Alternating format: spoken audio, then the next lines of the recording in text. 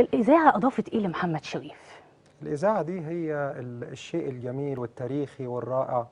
يعني كان زمان الإذاعة هي اللي بيبتدوا بيها، لازم يعتمد في الإذاعة والتلفزيون. وطبعا أنا ليا الشرف إني ابن من أبناء الاتحاد الإذاعة والتلفزيون. الله.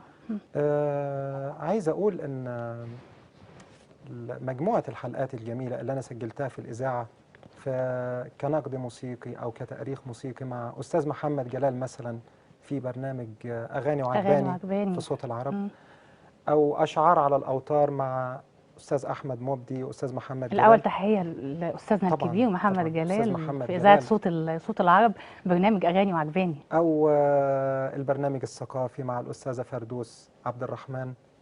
اشتغلت معاها برامج حلوة قوي عن النقد الموسيقي أو عن التحليل الموسيقي. إذاعة القاهرة الكبرى طبعا أستاذ هاني فاروق، أستاذة منى رفعت، قامات رائعة جدا.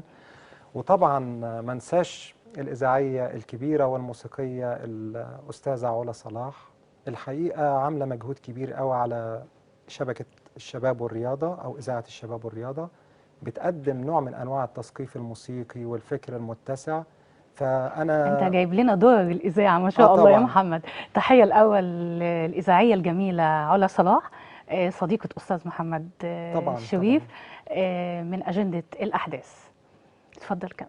فطبعا الإذاعة حتى لما تروحي تعملي برنامج إذاعة بتسمعي هناك الدرر والكنوز الإذاعية الجميلة، سواء في التراث بتاعنا أو سواء البرامج الجميلة. شوف كده زمان لما كنا في مرحلة الابتدائية، لما كنا بنسمع البرامج أبلة فضيلة أو لغتنا الجميلة، أو الحاجات اللي هي سايبة معانا قطعة كبيرة من ذكرياتنا أو وجداننا، اللي هي معلمة معانا وعايشة معانا لحد دلوقتي.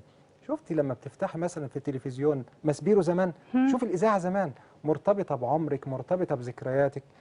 والإذاعة عايز أقول لحضرتك على حاجة لها جمالها، في حاجة مهمة قوي. طول ما بتسمعي المذيع أو بتسمعي البرنامج الإذاعي في شغف وفي صورة خيالية أنت بترسميها للمذيع أو حتى المسلسل الإذاعي، ولأنك ما وصلتيش للصورة دي نهائية ترى زي هتطلع. واحنا صغيرين كانت أبلة فضيلة، طبعا ما نقدرش ان احنا ننكر الصوت أبلة الإذاعي فضيلة، احنا الجميل، تربينا عليها. فكنا نتخيل أبلة فضيلة دي حاجة تانية خالص. وأستاذة إيناس جوهر ونسمع طبعا. أستاذة إيناس جوهر.